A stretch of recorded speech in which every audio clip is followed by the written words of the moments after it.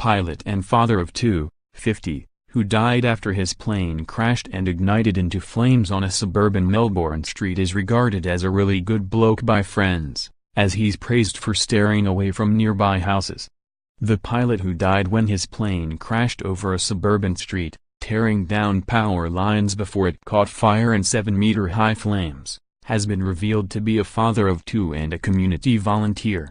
Anthony Liddell, 50, from Melbourne's Mornington Peninsula, has been praised for steering the light plane away from the houses below and onto the middle of the road.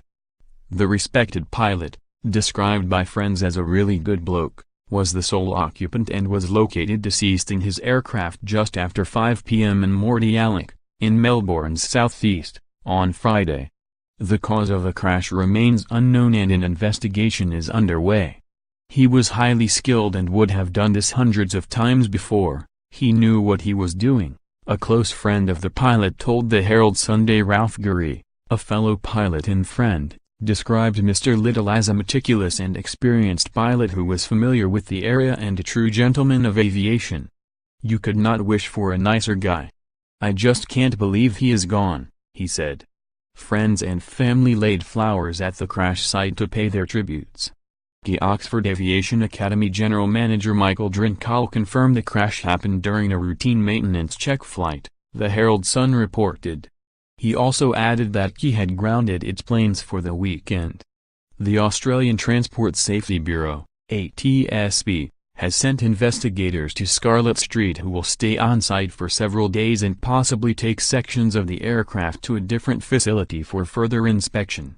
ATSB Executive Director Nat Nagy declined to speculate on exactly what happened in the lead-up to the crash, and said at this stage it's too early to know exactly what happened.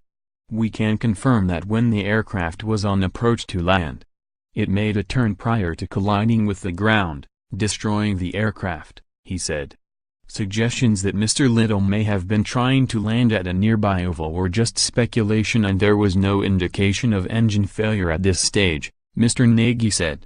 Weather and flying conditions had been deemed safe and fine.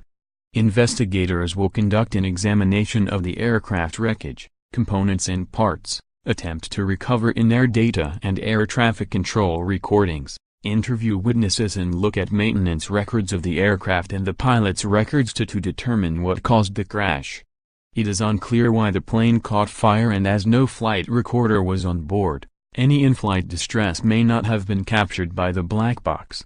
Flight tracking details show the plane took off at 4:06 p.m. from Mornington Airport and its crash landing happened at 5:13 p.m., after it had done a near loop.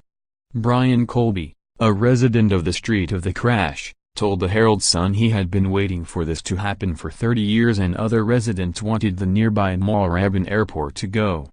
David Trotter, who also lives just meters from the crash site, said there are a lot of beginner pilots learning there and that needs to be restricted. "When they built the airport, there were no homes here," he said. In 2010, a four-seater plane clipped a roof in the same suburb and brought down power lines before landing in a backyard. The plane's operator, Oxford Aviation Academy, declined to comment on Friday, AP reported.